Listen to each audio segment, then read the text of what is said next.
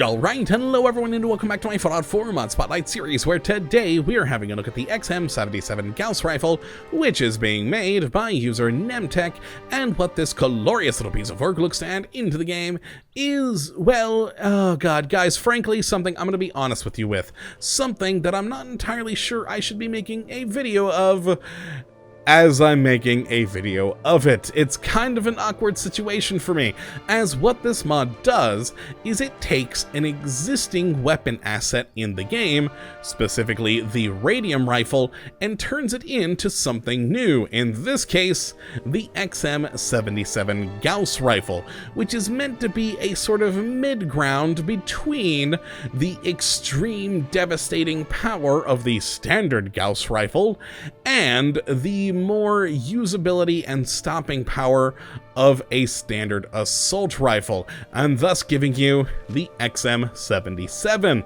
But as I said, using the parts and the models of a radium rifle from Far Harbor.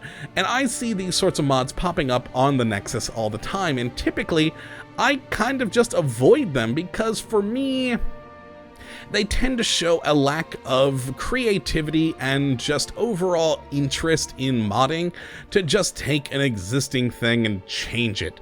I typically don't care for those, but I decided to download this one on a whim, and I have to say, as I played with it, I actually really like this weapon. And I have to admit a sort of bias here. It may be because of the fact that I really cannot stand the radium rifle from Far Harbor. I think it was a stupid weapon that was created, and I find this XM-77 Gauss Rifle to be far more interesting. So that may be why I personally find this as a cool, interesting mod.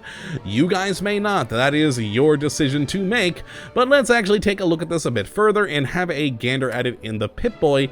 And if you do have a standard short XM-77 Gauss Rifle, you'll notice the similarity to the radium rifle, as it's identical, and with these standard modifications you will get a good bit of damage out of this thing, which of course, rather than the radiation damage of a radium rifle, you instead get 35 physical damage, 25 incendiary damage, and 40 electrical. Now, it will use the 2mm EC round just like the Gauss Rifle, and will have a fire rate of 40 with the sort of standard receiver, which is, you know, single shot at a time, has a kind of awkward and weird range of 4,799. I think that might be perhaps an error on the part of the mod maker, as that seems excessive.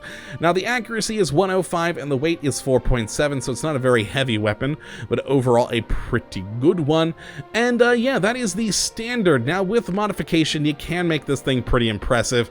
This is the most powerful version I was able to make, which has 78 physical, 25 incendiary, and 40 electrical, which may not seem like much compared to the standard Gauss Rifle, but compared to a standard assault rifle, or maybe perhaps it might be better compared to a submachine gun, just maybe in my mind, you know, the three different kinds of damage, well, they do pretty darn impressively.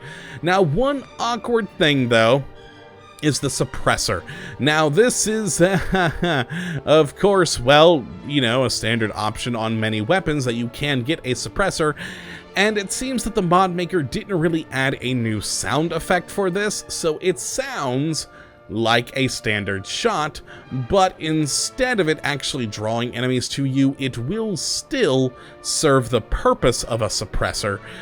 The enemies won't hear it, but you will. So that's one kind of awkward thing with this mod that perhaps they didn't think through, but overall, still a fun weapon. Now, as for how you get a hold of this thing, well, it's not in the leveled loot tables, it's not in any stores. You will have to cheat it in with the console commands, but, you know, I mean, most mods you have to do that for anyways, so that's probably not a deal breaker for a lot of you guys. So let's have a look at the different modifications we have, and, well, frankly, the modifications are going to be identical, more or less, to the radium rifle, as, again, that's what we're reusing and turning it into the XM-77. So for receivers, we go from the standard single shot to the light receiver, hardened, etc., all the way down to the two most powerful, the advanced receiver and the powerful automatic receiver.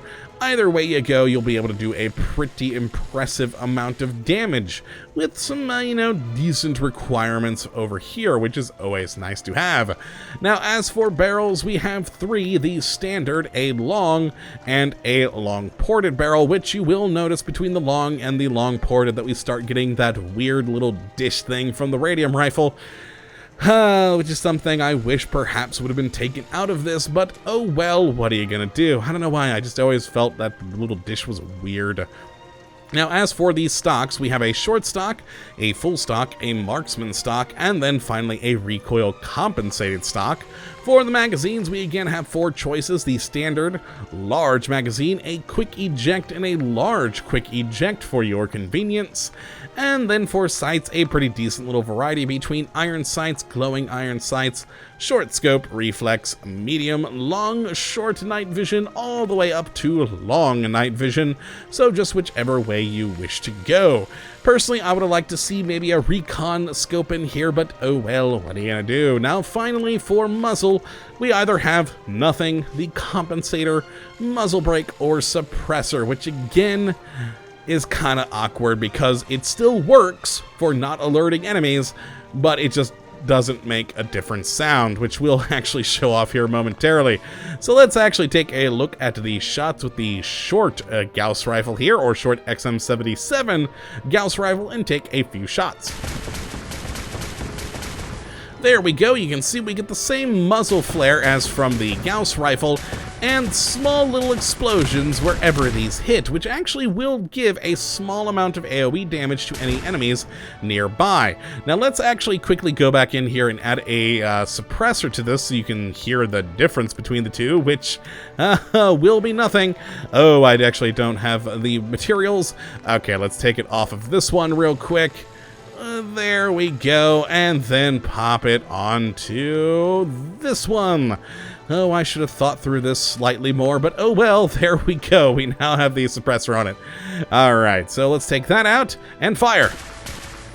Now you can hear that you get the same things, but you'll notice we don't actually get the explosion in the water or the explosion on the ground. So even though it's the same sound, it actually does seem to lessen the impact of the round. So we aren't getting that big explosion in the water or big blue explosion right in front of us, which is interesting. Now, as for the reload animation, of course, it's using the same animation as the radium rifle. And let's just go and take a look at our more powerful, well, actually, we'll go for the scoped automatic one so you can hear the automatic version. There we go, and oh, listen to it go. That is just fun, having all the little explosions in the water with this thing firing along.